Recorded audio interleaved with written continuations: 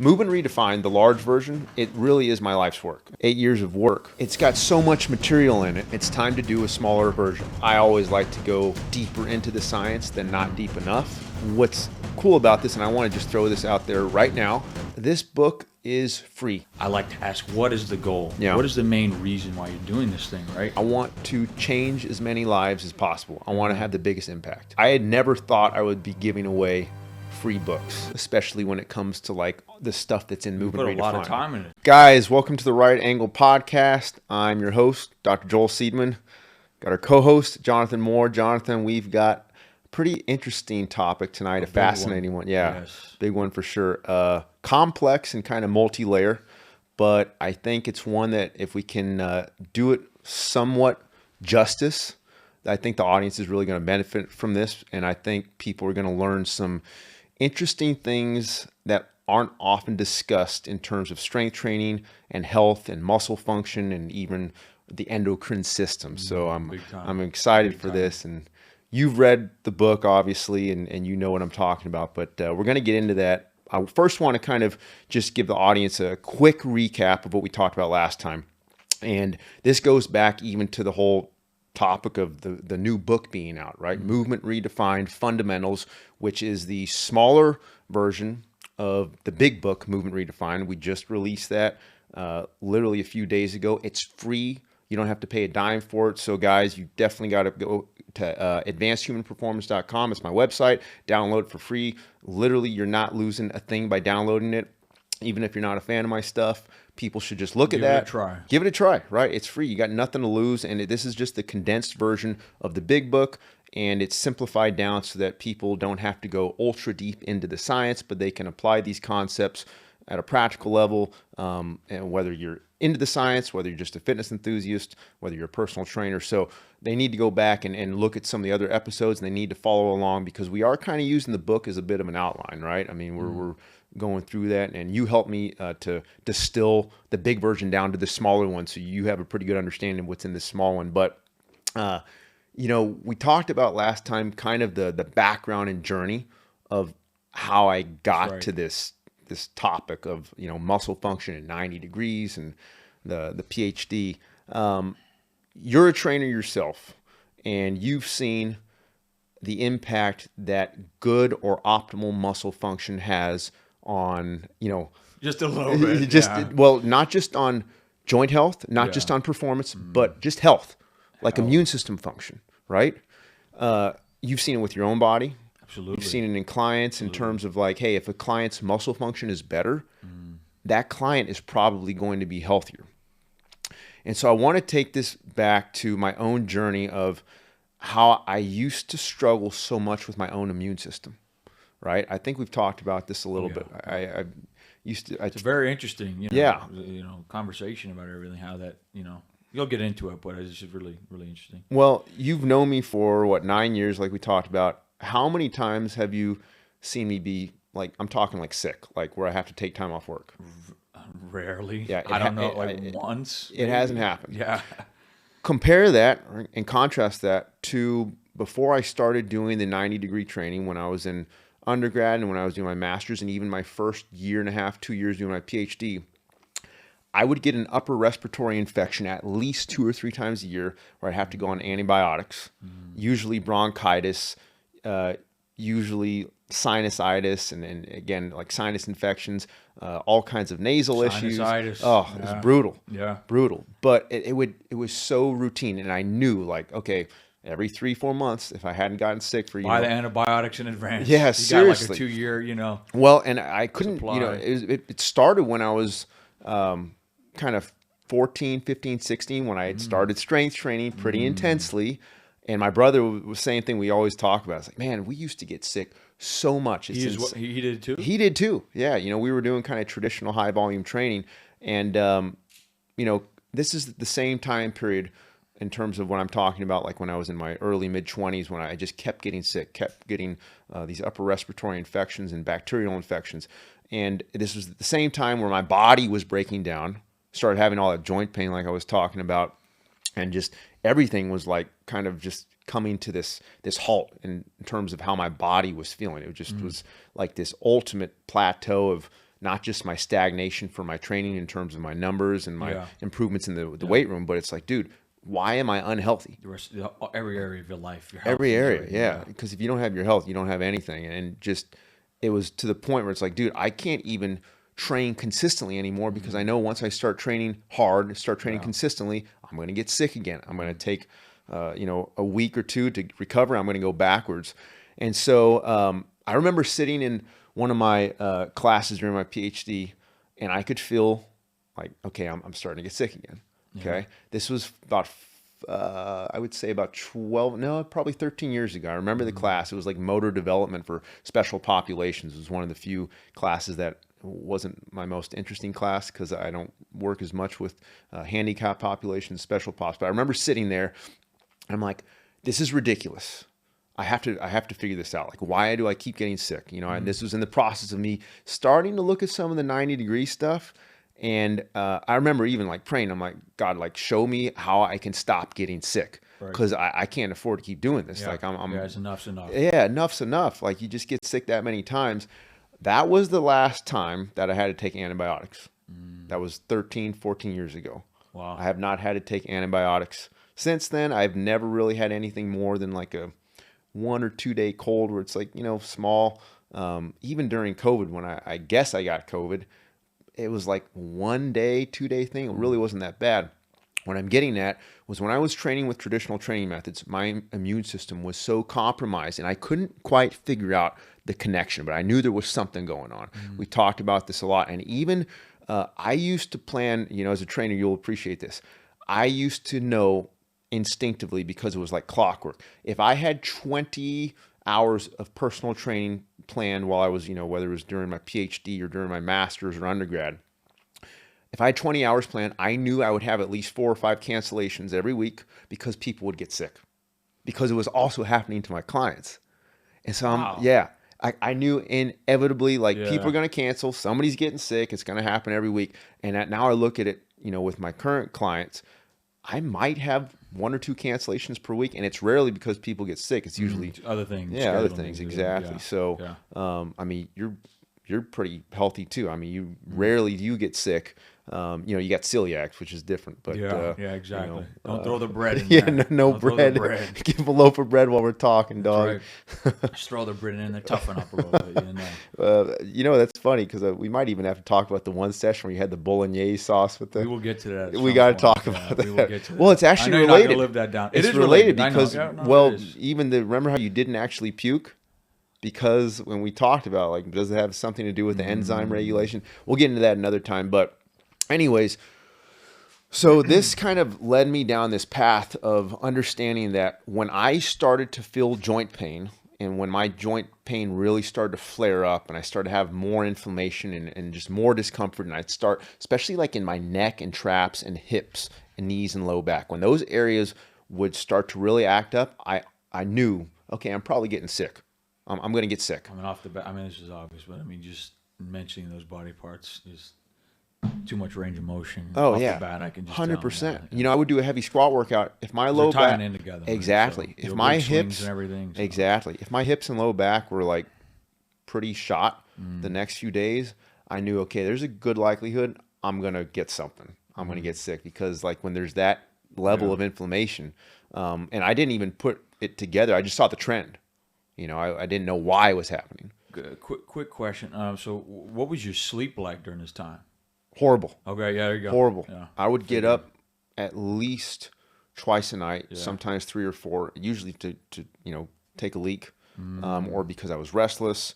So compare the sleep then to now. Oh yeah, it's night and day, night and day.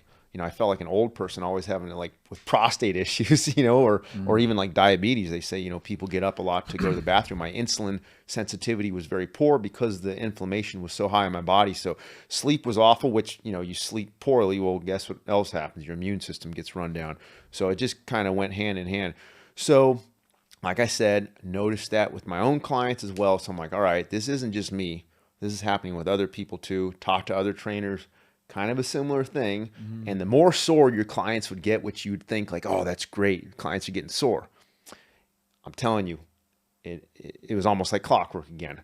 If they got super sore, it's like, uh-oh, watch out for it. They're going to get sick. They're going to come down with something, whether it's a cough, whether it's a sinus infection, whether it's bronchitis, something. So you could see a trend. And so I started looking at this topic of like how inflammation is related to every disease that we know of, right? We've talked about this. Like literally every disease out there can be traced back to inflammation and oxidative stress, which is yeah. And it's crazy because if you start doing the research on that, you can see like, wow, if we can just figure out a way to mitigate and minimize inflammation in the body, well, we would be on to something.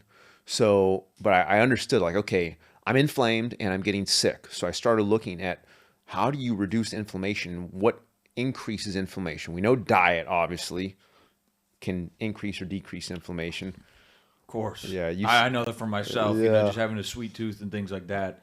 The times I have those extra sodas and junk food, like I did in the past. It's like I'm taking pills of inflammation. You can feel it. Yes. I could feel it in my shoulders. Like after I would, have junk food or something, inflammation, boom, right in my shoulders. I could feel it. I'm like, oh wow, it's crazy. Yeah, I remember you've mentioned that. And then that night, it would be harder for me to, especially at the time when I had those going on, it'd be harder for me to sleep on my side. Yeah. When I ate cleaner, my shoulders felt better. Right. I sleep on my side better because of the inflammation you could feel like off the bat with eating those things. Right. Yeah, no, it's fascinating. So obviously the diet is a big part. Thought about this too.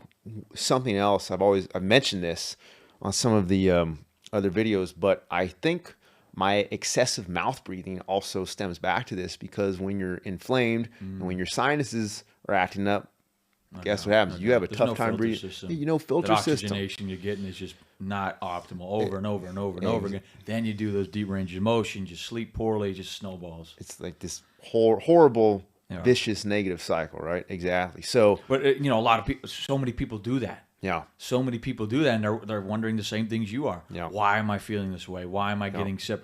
Why are my numbers plateauing in the weight room? Why am I not feeling good? Why do I feel like I have inflammation?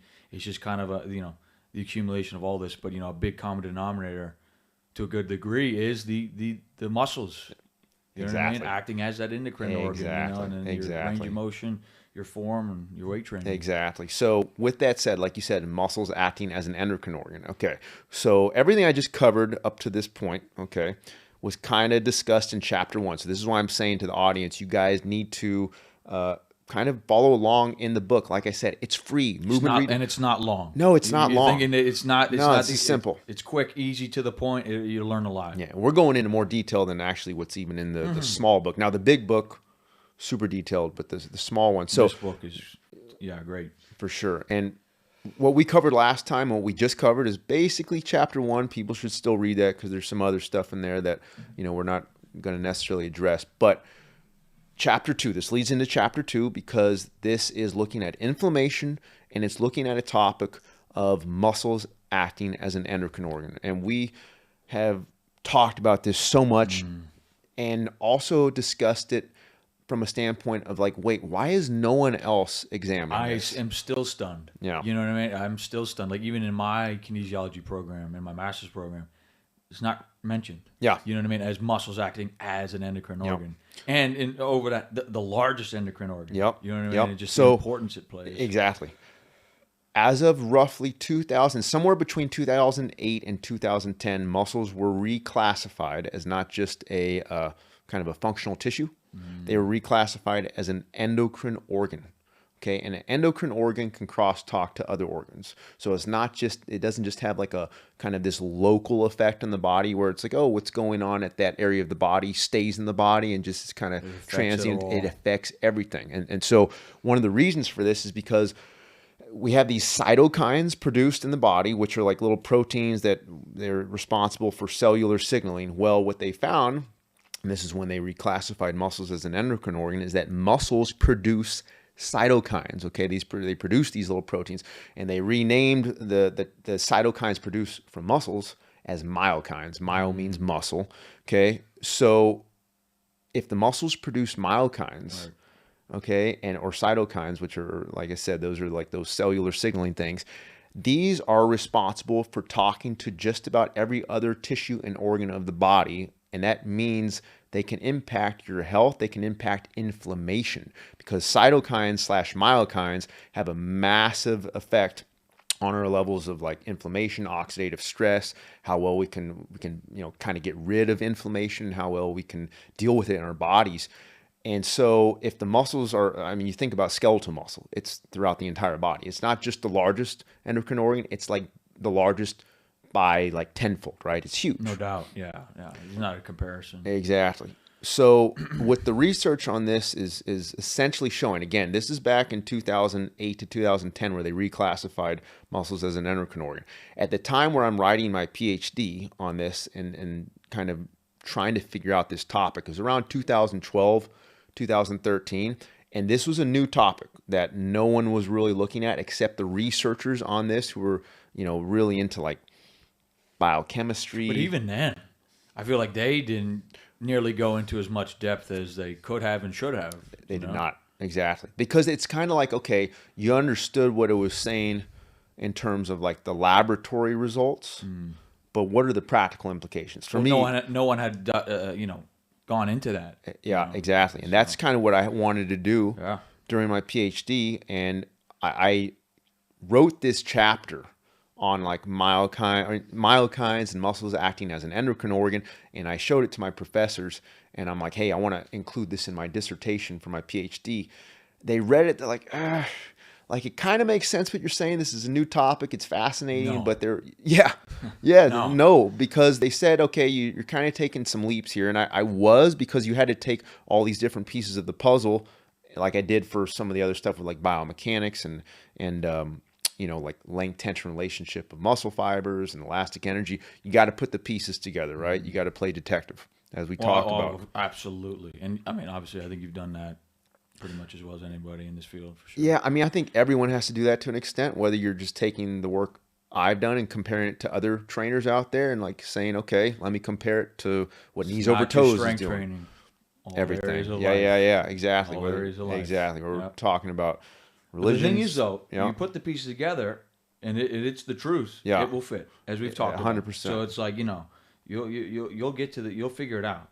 If it's the right puzzle and you're finding the right pieces. Exactly. That congruency, right? That we always talk about, for sure. So my professor was like, we got to maybe hold off on that. But I knew like, okay, there's something to this muscle acting as an endocrine organ. Yeah. I got to figure this exactly. out. I got to connect that puzzle together. Exactly. Yeah. So that's what I did. And I started looking at all the different types of myokines. I don't want to say all because there are literally hundreds of myokines out there. And I hope people understand, like, researchers on this topic will take one myokine. Okay, there's hundreds of myokines produced from muscles. They'll take one myokine and study it, and that will be their life's work. So I'm giving a pretty broad overview, and I'm trying to do the topic justice, and I'm not an expert on myokines, but I studied it enough to know how important it is, but also studied it enough to know that there are other researchers out there who really go deep into this. But again, in terms of tying it back to muscle function, you got things that I recommend people looking up: interleukin 6, interleukin 10, interleukin 15, also known as like IL-6 or IL-15. These are just those myokines that can have like a pro-inflammatory or an anti-inflammatory response in the muscles. And so if something acts as an anti-inflammatory, that's good, right? And one of the things they showed early on with these myokines is that when you do exercise, cardio, light, basic strength training, you do get like a burst in the body or an increase of some of these myokines, which is good. That's known as like the transient inflammatory effect of strength training, which again, you're going to have like a quick temporary increase in inflammation of the body, but that's actually healthy because it rebounds and it decreases inflammation. It's kind of like blood pressure and heart rate. You're right. There's a fine line. Yeah. There's a fine line. Yeah. So you want to get that temporary spike, but you also want it to return to baseline pretty quickly. And if it doesn't, something's off. It's like if your blood pressure remained elevated for a few days after you did, there's a problem. Okay, well, if you look at some of the research on some of these interleukins and cytokines and myokines, some of these can stay elevated not just for days after exercise, but for like weeks and months. And if you're continuously strength training, these inflammatory or pro-inflammatory, they're going to spike and they're going to stay elevated. It's hard to get back to baseline. Yes, and so guess what? Your whole body's inflamed. So and you do that over. Yes, and over. exactly. And now I'm sleeping bad. And then, like, when I'm going to work, when I'm doing work, and then the life aspect plays in the, exactly. So it's just crazy. It's your mood. Yeah, your mood. I mean, tell me real quick, like, did you feel like when you were lifting and stuff like that during that time, like your move was a little different? 100%. Yeah. I mean, even if it's like, let's just say there's no direct interplay on the mind in terms of like what those myokines, like what they do in terms of affecting brain function. Let's say it doesn't. Just the fact of being in pain and knowing that you can't lift and train the way you want to, just that brings your mood down, right? Sure. You know what that's like. Sure. Yeah, and then you add that on top. It's inevitable. You add that on top of the crosstalk that these muscles can have on all areas of the body and all the other endocrine organs of the body. It's like, okay, there's some layers of stuff that are happening here. And actually, we'll get into it maybe a little bit more, but something that's also fascinating is that the muscles can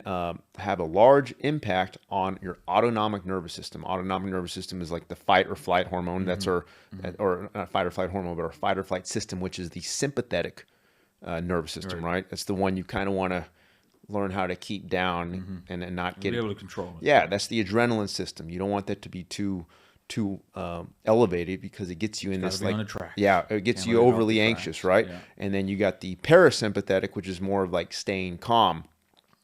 When your muscles are inflamed and they're producing all these inflammatory myokines, the sympathetic nervous system is through the roof. Crazy. And so I used to be in a very overly sympathetic state of function to the point where like I always felt like I could like be on edge and not necessarily go into a panic attack, but like you felt always edgy. Constantly, and there's anxiety right there. There's anxiety. Yeah. It's like, dude, how many people deal with that? Yeah, I mean, I've dealt with that exactly. A lot, so, well, especially back years ago. 100%. Think about someone who's tight in their traps and neck, constantly walking around like this. That's right. Literally, just by doing better, the posture, me getting better posture, that's helped with all that. 100%. I mean that truthfully. Yep. Just better posture, better lat engagement. Yep. You feel better. You feel more energetic. You're not as on edge like you were saying. And a lot of that is because the muscles are actually producing anti-inflammatory myokines. They're producing healthy signals instead of negative signals or signals that are going to negatively impact the rest of the body and spike inflammation. So it's absolutely fascinating. Again, I don't know why this has not been brought to the forefront more in the world of kinesiology. It's almost like the biochemistry and like some of the world of physiology, they keep this separate, and no one in exercise science, no one in exercise physiology or neuromuscular physiology is discussing this. And I think this is potentially the most important topic because huge. Yeah, absolutely huge. Exactly. And if you're not healthy, your strength gains, your muscle gains, your performance, your explosive power, your ability to optimize your body composition, your life. Yeah, it's going to be impaired. So we're talking about like literally optimizing your health by optimizing your muscle function. If your muscles are healthy, your whole body's healthy. If your muscles are sickly, your whole body is sickly. I think a lot of times people want to kind of divide the two, like my life and then my strength training life. They go together. They go together. 100%, because it affects. Absolutely. Well, I've seen some interesting things over the years with people who've come to me who've had very healthy lifestyles, healthy nutrition, getting good sleep, job is pretty low stress, and they have all this pain in their body, and they have like all these health conditions. We're talking people in their 30s, 40s, and they can't figure out what's going on. And we were able to understand like, hey, this is your muscle function. So people can live healthy, they can eat healthy, they can limit alcohol and drugs, and treat their bodies well in terms of getting enough sleep. Your muscle functions unhealthy. Yes, it affects all. And like you were saying, the muscles, the endocrine organ, as the muscle acts as, it's so large compared to the secondary, tertiary, other endocrine organs in the body. So the potency that it carries, not even it just flows into everything else. Just like you're saying. So it's just like that much more important to be able to have proper muscle function. Right, for sure. Well, something I noticed back, it's everywhere. Yeah, I mean, skeletal muscle is everywhere. So Exactly. if it's everywhere in your body, it's gonna affect everywhere in your life. Exactly. It's not just one.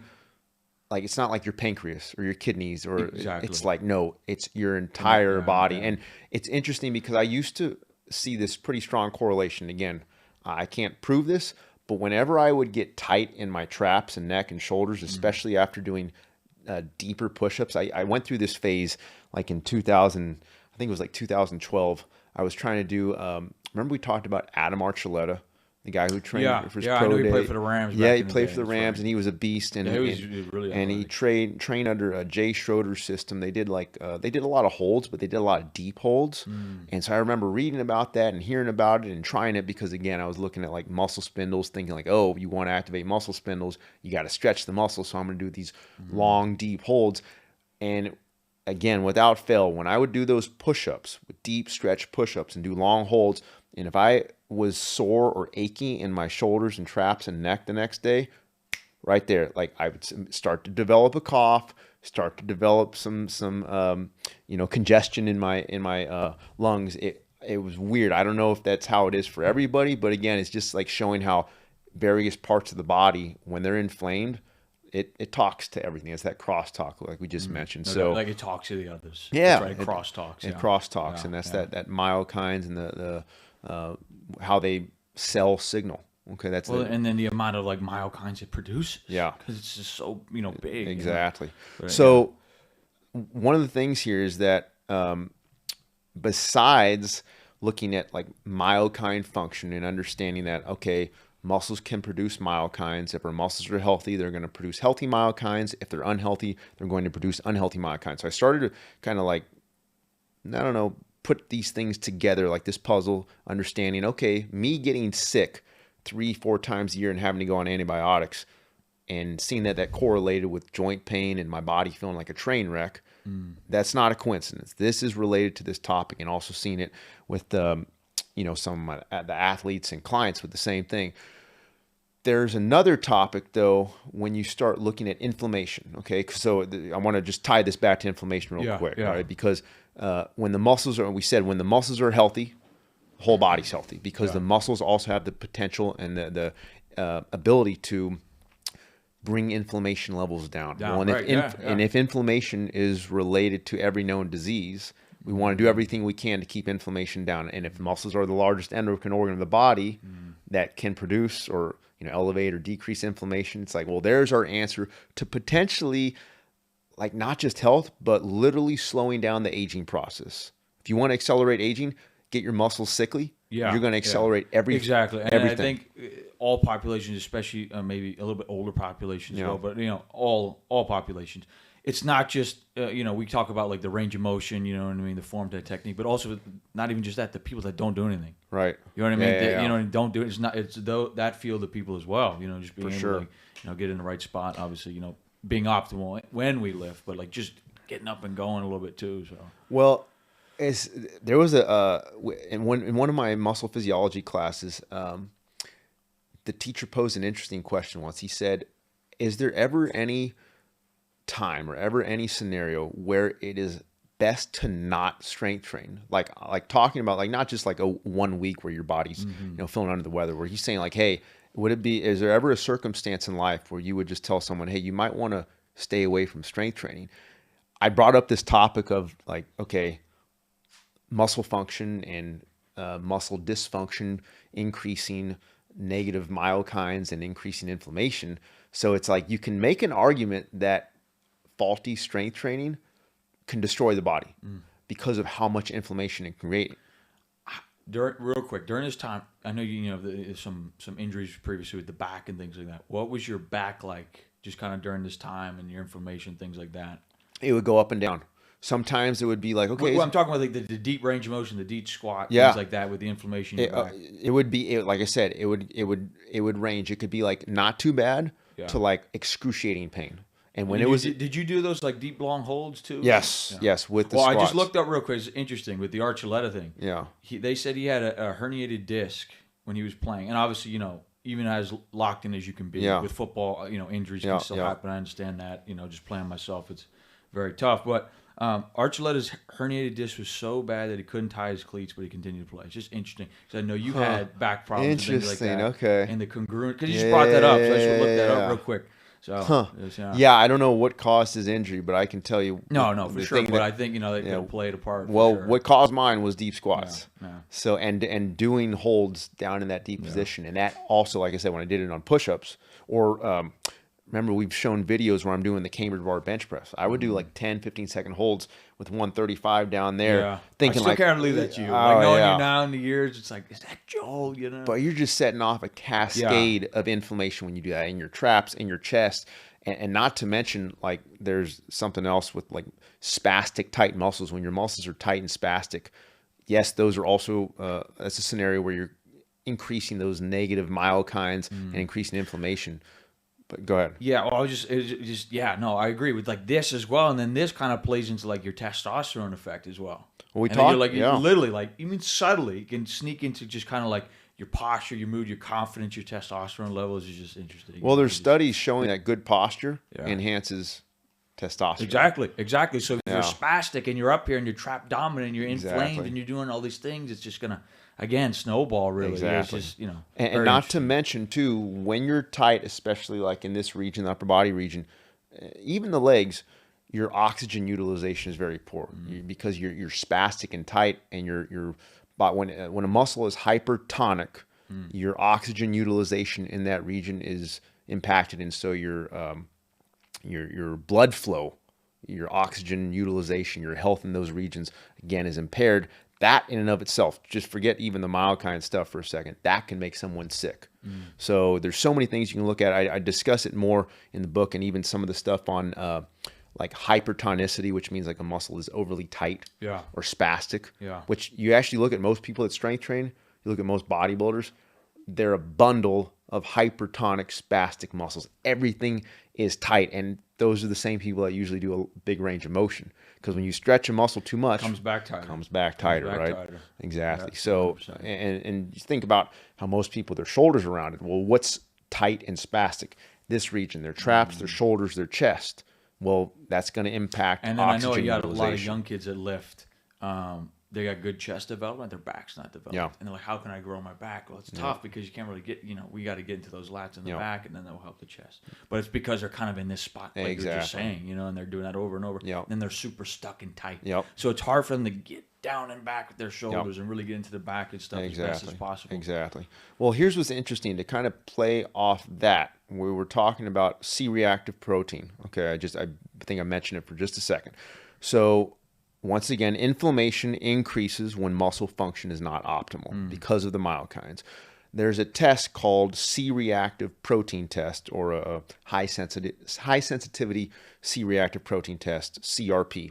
That measures inflammation. It can tell you like, hey, what are your systemic levels of inflammation in your body? When inflammation is up, CRP levels are up. What's fascinating about this is that even having just one area of the body that's like tight, stiff, or achy, or in pain significantly increases your levels of, or your CRP test, suggesting that just having one area of your body that's in pain from poor muscle function means your inflammation levels are elevated. And if inflammation levels are elevated, guess what? You're predisposing yourself to pretty much every disease and sickness out there. So that's fascinating. It's not like, oh, my whole body's got to be, in a bad state for me to have increased inflammation. It's like, no, if your shoulder is hurting, guess what? Your inflammation levels are going to be elevated, as shown in these tests with C-reactive protein. And again, it doesn't take a whole lot to kind of get that balance out of kilter where your body is in a sickly state. Literally one area of pain on your body can get that elevated, your inflammation levels elevated, to the point where when they look at some of these numbers, like CRP, you want to be like under 1, I think they do milligrams per liter or something like that.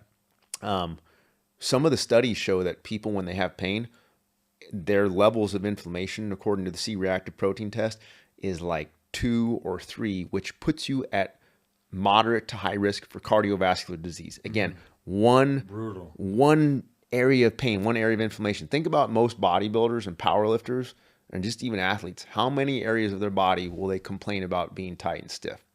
Like 3, 4, 5.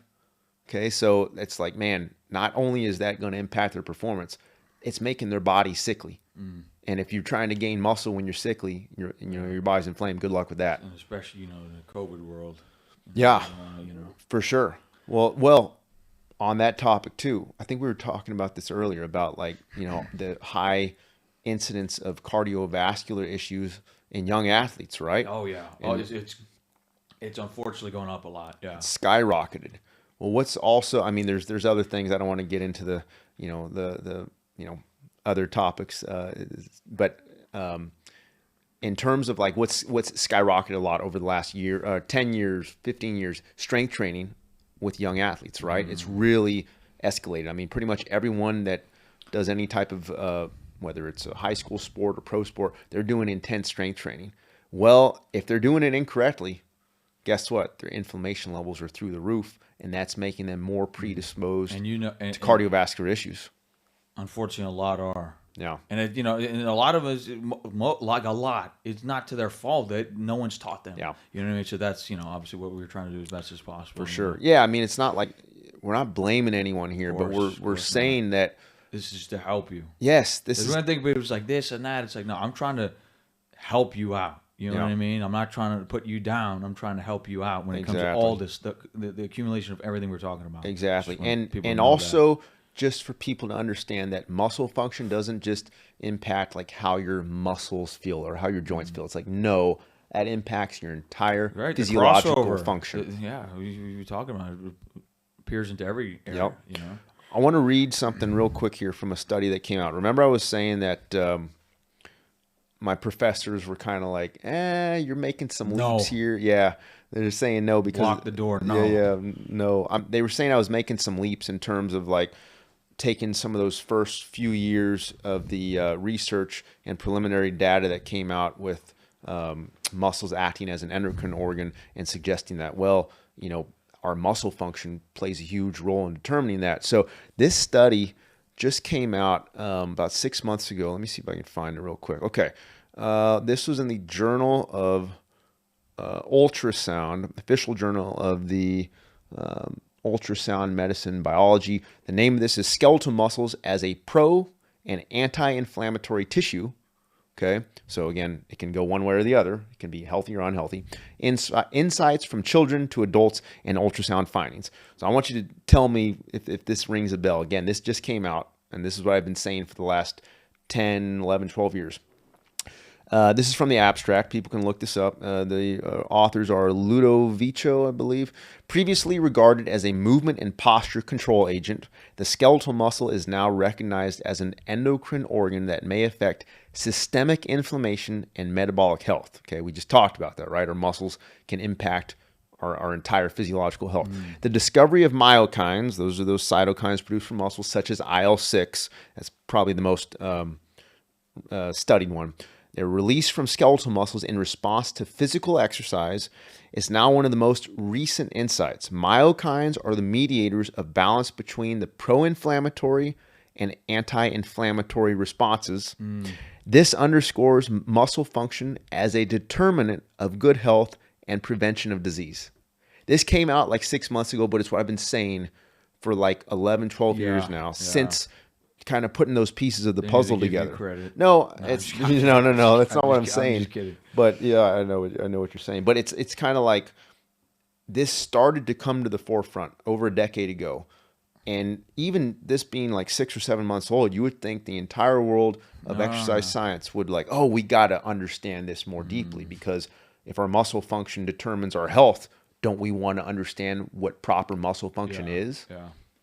So I think more and more people definitely will. So yeah, but I mean, you've read the book, all the versions, the small version and the big version, right? But that almost sounds like something like straight from Movement Redefined. No, right? exactly. That's what I'm saying. It sounds like you wrote it. It's like, put Joe's credit on it. No, I'm completely joking. right, But you get what I'm saying. Yeah, no, it's, for sure. It's like if I feel like at some level you're kind of writing that, because it's like the same stuff you're professing, you're teaching, you're finding out by putting those pieces of the puzzle together. Right. And you also have that personal experience with it. I have that personal experience with it. We've seen it in some clients and things like that.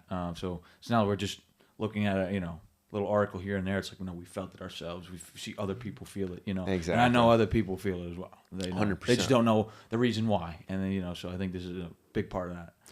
Yeah, I mean, if people, anyone who strength trains is going to be significantly, they're going to have some issues in their joints or their muscles. In fact, that brings me to another study. I want to point this out now that you brought that up. Another study remember we were just talking about like, oh, like, is there ever a scenario where you would suggest to someone like, don't strength train? It's kind of like, oh, that's ridiculous. It's like, yeah, not necessarily, because strength training has the potential to bring incredible health and healing and restoration, but it can also destroy the body if it's done wrong. Of course. I know when we first met, when I would have, like years ago, when I had like something going on, you never told me to not do something. Yeah. You always told me to keep activating, to keep those muscles in the right, those fibers in the right spot. Like always doing something. At the time, I don't know what I know now, but like, even just thinking about where I was years ago, and I'm like, Joe never tells me to like stop. Right. Obviously, we're not doing crazy amounts of stuff, but like small activation, getting those muscle fibers in the right spot. You know, everything in the right area. It's just big positive effect it had.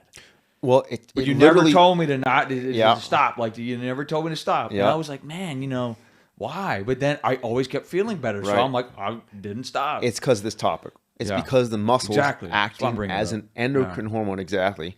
And essentially, when you move correctly, your muscles are producing a therapeutic stimulus to your body, whether it's heavyweight, lightweight, moderate weight. It can be heavy, but if you're doing it right, it's therapeutic. And in contrast to that, about that so many times. If you do it wrong, lightweight, moderate weight, heavyweight, it's contratherapeutic, meaning you're damaging your body. And this is interesting. This is in the Journal of Strength and Conditioning Research, NSCA. They're the big leaders in this area. Shoulder, joint, and muscle characteristics in the recreational weight training population. It's an old study done in 2009. There's been quite a few others since then. But essentially what this showed is that people who strength train consistently, they have worse muscle function.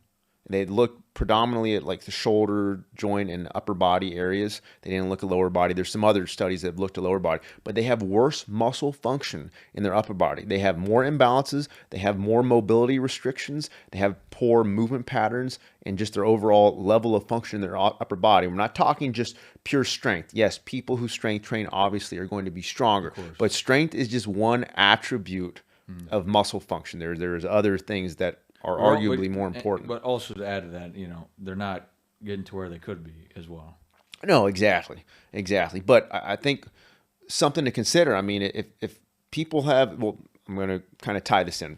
So if someone who strength trains with traditional strength training, if they have worse muscle function, here's where this gets interesting, because the research on myokines and muscles as an endocrine hormone or endocrine tissue, right? It shows that poor body mechanics are associated with increased levels of inflammation based on C-reactive protein tests. So when somebody has like poor posture, when they have gait issues, or when they have impaired movement mechanics that lead to spinal issues or spine pain or low back pain or neck pain, they have higher levels of inflammation. So this isn't just like, oh, they're in pain, like work through it. It's like, no, if you have pain from strength training, what this is saying is you're putting yourself at greater risk for every known disease and malady in existence based on these topics. And then you got a lot of people, as we've established, you know, previously, that, you know, a lot of these people, their muscle, their ability, you know, to feel that pain sensitivity has been desensitized. That's bad, right? So then it kind of just like they don't feel it till something really bad happens. You know what I mean? So exactly. A lot of people. No. That's a great point. The pain sensitivity component of this, like you said, a lot of hardcore athletes and strength trainees, powerlifters, weightlifters, bodybuilders, they get to the point where they actually desensitize their pain receptors. Right. So that's what I'm saying. This inflammation and things and everything else bad with the muscle fibers, it's building up for a lot of these people. They're not even knowing it. Yeah. Till something really bad happens. You understand? Obviously not all, but especially some of those ones that are have been able to push through those deep spots. You know what I mean? They have a little bit better genetics, this, that, and the other. A lot of those people, whether they know it or not, they're going downhill in terms of like, you know, how the muscles are really firing internally and you know, kind of your inflammation levels and what that can lead to. Exactly. So it's just interesting. That's what I'm saying. Some people, it's such a bad level they don't even know. 100%. Because like if you do a movement wrong, you want there to essentially be a little bit of pain. You want your body to say, whoa, what are you doing? Wow. Send those like red flags off, those signals saying, hey, you better stop. You better, you know, adjust because something bad's about to happen. But like you said, so many of these people are in such a constant state of inflammation and oxidative stress that they're living in a state of continual pain desensitization in order to survive. Can't tap into their mind the right way. Exactly. Yep. Well, interesting though, in elderly populations, they also have much more decreased or increased pain desensitization. Because think about it, if someone's 80 years old, their whole body is inflamed, they have osteoarthritis and all the areas of their body. Like, how do you get through life? Well, you're going to have to desensitize your pain receptors. Well, most strength training individuals, people who do strength training, weightlifting, bodybuilding, they're in the same state. Yeah. Which is crazy, right? I mean, it's like, and then when they're old, it's gonna be oh, tough.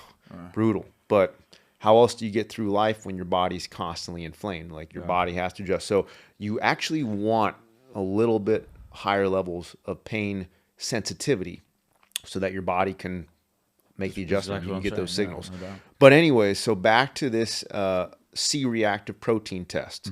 When they've looked at, I want to bring up another study here. This one to me is fascinating. And I remember when I looked at this during my PhD. There's been others since then. Remember, I wrote, this chapter was, I think, the oldest chapter that I wrote in the book. I think I wrote it around, I started writing it probably 11, 12 years ago, but this is a chapter I didn't finish till probably 9 years ago. It took a lot of time because of putting the pieces together and looking at the new research as it was coming out. But there's more studies like this one I'm about to reference here. This is called Cell-Free Plasma DNA as a novel marker of aseptic inflammation severity related to exercise and overtraining. October 2006, Faturis. 2006. Yeah, 2006. Because in Clinical Chemistry, that's the journal, Clinical Chemistry Journal. They did an investigation to look at C-reactive protein levels. Again, that's measuring inflammation. They wanted to look at individuals who participate in traditional strength training, and they wanted to see what happened. Like, hey, what are their levels of inflammation like? Because we've been talking about this. Like, hey, people that strength train, if they're doing it wrong with traditional training methods, traditional range of motion that makes the muscle tight, spastic, and causes joint issues, we're suggesting that their bodies are going to be unhealthy because of all that inflammation. Well, what's interesting in this study is that once the participants started to really get into this 12-week protocol of strength training, their C-reactive protein levels and inflammation went up like 5 times, to the point where they were all categorized. If you look at it, like the Mayo Clinic, if you look at what high levels of C-reactive protein, like the stratification of 2.0 or greater, it puts you at high risk of high risk of heart disease.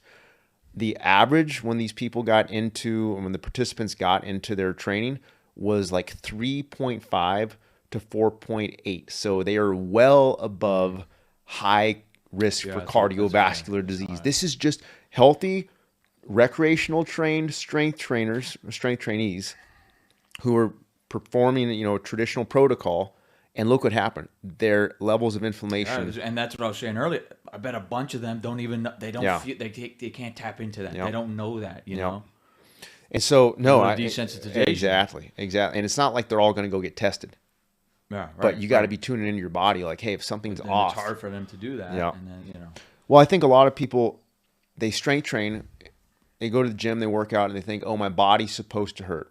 My joints are supposed to be in pain. I'm supposed to kind of feel like a train wreck the next day. It's like, no, strength training is supposed to be therapeutic if it's done right. It's just become so commonplace in society that, oh, strength training, my shoulders, my knees, it's from all those heavy squats and benches. Like, no, movement is therapeutic if you move properly. And every expert, every kinesiology practitioner will agree on that statement. Movement is therapeutic. Well, if movement is therapeutic, why is it causing pain? If I do the movement and I hurt, something's wrong. Yeah. Some level. You can huff, you can puff. If I do a squat and something legitimately hurts, I'm doing it wrong at some level. Yes. Exactly. Yeah. There's care no. What you tell me something's off. Even if someone has some pretty, moderately high levels of underlying issues, even pretty severe levels of underlying issues, because you've been part of that when you had some hip things in the past. If you do the exercise or movement perfectly, even with some pretty high levels of pre-existing like injuries in the body, like I've seen it where people have torn ACLs, and if they squat with perfect form, 90 degrees, control the movement, guess what? Their knee doesn't hurt. And I've had clients who've had torn ACLs prior to our working together, and guess what? They were able to actually strength train with zero pain, but their form had to be perfect. But imagine if they were training deep, those levels of inflammation would skyrocket.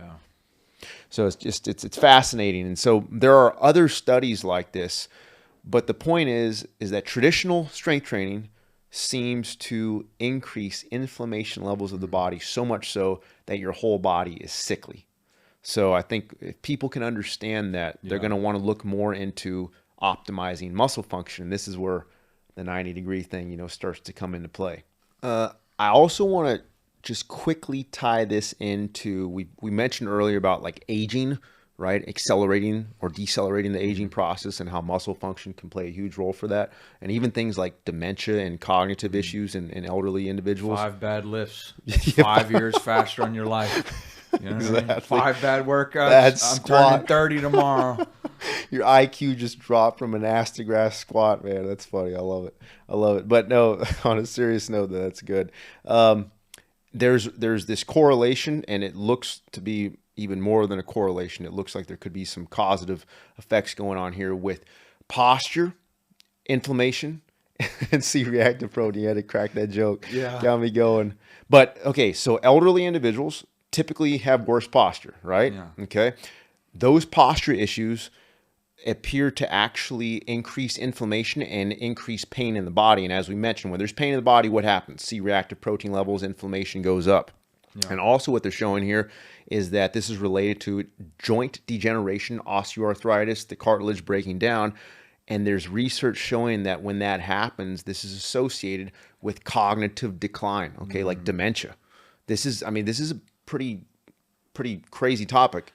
Go ahead. Yeah, I think that's great, and it's interesting. We talk about the crossover, and how to cross it over, obviously, into everything else as an endocrine organ, and it affects everything. It's kind of like fire. Yeah. So it's if it's crossing over in an ill manner, you know what I mean? It's spreading fire to the whole body. It's creating that inflammation. It's creating that susceptibility to the diseases, the sicknesses, plateauing in the weight room, the practical application. But it's just like it kind of spreads like a wildfire in a bad way.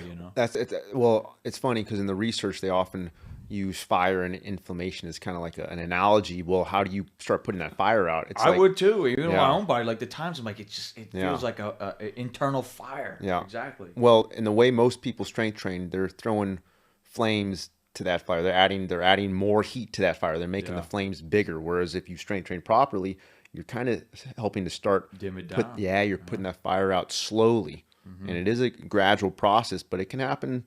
Also, the same time, you have quickly. Like a fire, right? Yeah. Obviously, some fires you can, but I know a lot of time when I'm just out with my friends and we start a fire, it starts small. We put extra pieces of the log on. We put another piece of the log in. We throw some more stuff in. Then it gets to that big fire. Yeah. So it's kind of like we were talking about. It's like people, when they get this fire and the inflammation in their body, it didn't happen in one movement pattern one day. Right. Generally, right? It's a buildup and accumulation of all these things. So it's like, that slow dim on the way down, but it's that slow buildup. But like we were just kind of saying, I was bringing back that desensitization. They can't feel that. So they just throw that wood on there, and the fire enlarges. Yeah, that's a great point. It really is like a fire because it is gradually goes up and then gradually comes down, and you can stoke the flames and make it worse and worse, and trying to figure out how to put that out. But I think that the cognition portion and the aging, because if you think about this, think about someone who is really stooped over with their posture, like an older person who just has, they're really bent over, their head's dropped, they're shuffling around. Do you tend to think of that person as having higher levels of cognitive function or lower levels of cognitive function? Right. It's almost always lower levels. And what I'm getting at with this is that, Except those smart tutors. Yeah, those old ladies, exactly. They just knew everything. Exactly. Besides them. But generally speaking, when you see someone with bad posture, you generally think, hey, they're kind of on the decline. Okay, especially if they're a little bit older, and there is a relationship here with cognitive function. And so, I don't want to take too many leaps here, but we're talking about muscle function and inflammation, and this muscle function impacting myokines and C-reactive protein and all that. Well, posture plays directly into this because posture is essentially that's what dictates our muscle function. If your posture is off, your muscle function is off. If your muscle function is off, you're creating those high levels of inflammation. So essentially what you could say is when posture starts to go, they're going to start declining rapidly. We're talking about accelerating the aging process and getting quicker to death. It's not attractive. Yeah. Like as a man with poor posture, women don't find that attractive. Yeah. It's just a side point, but it's just like it affects all that other stuff, you know. And it's instinctive, whether people want to call that like a evolutionary mechanism or just an instinctive byproduct of the body. It's like when you see someone who has bad posture, it's not attractive. It's not attractive because whether you realize it or not, you're tuning into the fact that that person is unhealthy. They're on the decline. Like you're not attracted to someone who is unhealthy. If someone has good posture, good muscle function, well, you're likely to be more attracted to that person or find them attractive, appealing to the eye, because technically that is a healthier person walking around. That's right. What's also interesting, we've talked about the topic of like gymnasts and gymnastics, how people like on social media will say like, oh, well, gymnasts train this way. They train through, deep range of motion, and kind of using gymnasts as like this. Yeah. I used to be a gymnast. Yeah, dude, you're way too big for a Not gymnast. at all. Not at all. Yeah, I have a huge appreciation for Right. acrobatics and gymnastics. Tough. It looks yeah, tough. it's I mean, it's actually probably one of my during the Olympics, like especially Summer Olympics. I mean, I love watching that, what they can do with their bodies. Now, it's impressive. It's very cool to do. It's very impressive on the naked eye, but it's not ideal because when you look at research on gymnasts, dancers, ballerinas, people who do kind of contortionistic maneuvers, they have extreme body issues and they have joint pain almost like from the time they really get into competitive gymnastics. And when they retire, those issues never go away. Most retired gymnasts who trained and performed at a high level have horrific back, hip, knee, ankle, shoulder, neck issues. And what do we just kind of talk about here? How even one area of pain in the body increases inflammation. Well, imagine a gymnast who their whole body's inflamed from gymnastics. That person is literally accelerating their aging big time. So when people say, oh, I want to train like a gymnast, I want to be flexible and mobile like a gymnast, it's like, no, you don't, because those people are actually way worse off from that type of training. They can get away with it when they're 15, 16, 17. I mean, a lot of these gymnasts, they're young. Yeah, well, that's right. And then the aging process. They're going their freshman year, 18, come out 40. Come out 40. But no, seriously, it's so true. And like we were just saying, it's gonna spread the entire body. It just affects. Like you just named all those points: the shoulders, the elbow, the knees, the ankles, the hips. I mean, it's not just like one particular part. Not like a picture where it's like the shoulder. It's everything. You know what I mean? Exactly. No, I mean, and like we said, if it's that endocrine organ, it's not just local pain. This is a systemic. Crosses over. Yes. It crosses over. And Exactly. and if you don't do it correctly, it can be a wildfire in a poor way, or you can control the fire and dim it down. Exactly. I want to quickly touch on one or two other topics related to this. And remember, guys, if you're watching this, you can read along kind of by just looking at the book. The book is free. Okay, I've already said that. I've already stated that. You have no reason to not download the book at the website. It's just Movement Redefined, the fundamental version. It's the smaller version, but we're using that as an outline. I mean, I've got it up in front of me here. You got it up in front of you right there, right? I mean, we're using this as an outline. We're expounding on the topics and key points, but it's an amazing book. Like I was saying earlier, it's not super long, but it has so much content that is to the point, to what you need to know and everything you want to do in training. So it's such an amazing book. I can't recommend it enough. Reason why we're selling it for free is because I realized if we sold it hard copies, $10, and I autographed it, it'd be worth $9 after that. So had to. That's when you made it big, when you actually autograph your own work and it devalues it. That's right. That's the epitome of fame right there, my friends. No, but one more topic that I want to kind of talk about here. Is eccentric training, okay? Because eccentric training, there's actually some new stuff coming out about this, and it's fascinating because our ideas and concept of what eccentric training can do for the body, it's all over the place, okay? We know on one hand that eccentric training is very therapeutic. It can help with injury prevention. It helps create a kind of a therapeutic stretch, or it can, right? It's responsible for potentially producing the most muscle growth and strength gains. It helps with proprioception, because when a muscle is stretched, that's where you have better sense of feel, so forth and so on.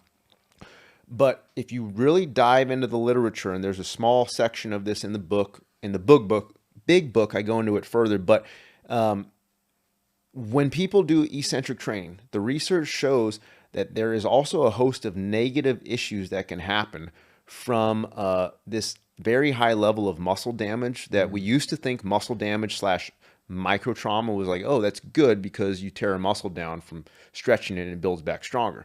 Well, actually, they're showing that some of that muscle damage, it can actually lead to muscle atrophy if it's too much. So then it's like, wait a minute, like Brutal. eccentric training, like, well, how do you know if you go too far and you can't recover, and then now you have like atrophy? What's also interesting here is that when they look at eccentric training, okay, usually, and it's not usually, always through a full range of motion, which in our opinion is excessive range of motion, it causes so much damage that it actually creates insulin resistance to the levels of similar to those with diabetes or pre-diabetes, meaning that your ability to absorb nutrients like carbohydrates and protein significantly impaired. Okay, how are you going to grow muscle if you have insulin resistance in your body? And eccentric training, on one hand, it's like, wow, this is the tool that can optimize growth. But on the other hand, some of this research is saying like, well, actually, this can cause diabetic-like issues and impair muscle recovery and muscle growth, and can actually lead to atrophy. So it's like, how do you reconcile these two aspects? Comes down to how you're doing it. Yes, It comes down to how you're doing it. There's like a lot of things in life. There's things that are great, but if you misuse it, it becomes a detrimental, destructive thing. Whereas if you use it correctly, it becomes this incredible, great thing that God intended. You know, just with everything. You know, but That's exactly it. Yeah. No, you nailed it. It's how you do it. And that's basically what the research is saying. It's like, okay, well, how do you reconcile it? It's how you do it. If you do the movements, if you strength train with improper muscle function, and let's face it, every rep you do in traditional strength training has an eccentric and concentric phase. You're not getting around the eccentric. So, and if eccentric has the potential to be a negative or positive stimulus for health and for muscle growth, it's like, you better make sure you're doing that eccentric stimulus correctly, because then people are going to be like, oh, it doesn't have benefits. It's going to lead to this and that. Well, wait a second. Again, this is kind of like that iceberg analogy I was saying. You're at level one. You're not. There's no depth to what you're saying. You're not going deep. You're not putting up pieces of the puzzle together. And if you really think about it, if you put a little effort in, you don't have to be a PhD to understand all this stuff. It's not super hard. You'll be able to understand it because it's the truth. It's the right way. Exactly. It'll all come together. Exactly. So, we're going to get more into the eccentric topic in chapter 3. In terms of like how there has been and was a trend in the fitness industry of strength coaches programming concentric only type training, because they were realizing their athletes weren't recovering from traditional training. So it's like, oh, take out the eccentric. Oh, we see better recovery. But it's like, wait a minute. Because they're doing eccentric. Exactly. They're doing it wrong. If you use an excessive range of motion, the eccentric is probably the worst thing you can do. Stop playing. Yeah. Stop playing. Exactly. You're doing it wrong. Optimal range of motion with 90 degrees, the eccentric is probably the most therapeutic and growth-inducing thing you can do. And just to wrap this up here, this is the last thing. If you look at chapter 2, what I end it with is like, okay, what are the common treatments for these issues? Because, you know, other people in the field have understood like, okay, muscle function does appear to impact health. Maybe they haven't looked at the whole myokine stuff in muscles as an endocrine organ like I have here. But this is where you start to see things like foam rolling, all these soft tissue modalities. I used to do so much. Oh, yeah, exactly. I mean, I used to do it too. And it's like, it works for about 5 minutes and it comes back tighter. It's like an itch. Yeah, it is. Like, you got a really bad itch. Yeah, it just keeps coming back. That's exactly what it is. So all these like different types of muscle release activation techniques, flossing the hips, and the joints, different soft tissue work, different types of stretching protocols, corrective exercises, massage, theraguns. It's like all those things, you can understand why they were invented, because more practitioners started to understand, muscle function is pretty important here. We want to try and get that inflammation out, but they're not getting to the root cause of it. It's like the fire. All symptoms. Yeah. Symptoms, no root. Exactly. Symptoms, no root. And in life, when you're trying to really progress as best as you can, like we all are, I'm far from perfect, but it's like, as best as possible, I want to attack the root cause. Yes. Not the symptoms. Yep. Because the symptoms, you can come and go, can do this, just like with all that stuff. You can come and go with a Theragun. Exactly. But if you don't apply, fix the root, because it's just going to come back, and you're not even really comes back. You maybe improve the issue a little bit, but it's like, no, what caused this inflammation to increase so dramatically in the first place. And it's muscle function, which we are going to get into in chapter 3. For sure. And that's going to be for the next segment. And it's basically, this whole chapter, it kind of pushed me into like, okay, if muscle function is this important, well, then we need to figure out exactly what constitutes and defines proper muscle function, because this is going to determine not just our level of performance and muscle growth, but our health and physiological function. Now we're getting our burgers up. Yeah, you're getting help with everything. Yeah, burgers but no every doubt, time. it's just going to help everything. Now you're living optimally. Now you can live well and train hard. Exactly. So, guys, I know that was a lot we covered. I know it was a pretty complex topic. There were a lot of layers there. Check out the book. It's free, Movement Redefined Fundamentals, on the website. There's also the bigger one. If you want to check that out, it goes very in-depth, very extensive on these topics. But the small version is free on the website. You have no reason not to download it, so you can follow along. You can check out some of our other episodes. We're going to dive into these topics even deeper next episode, so stay tuned for that.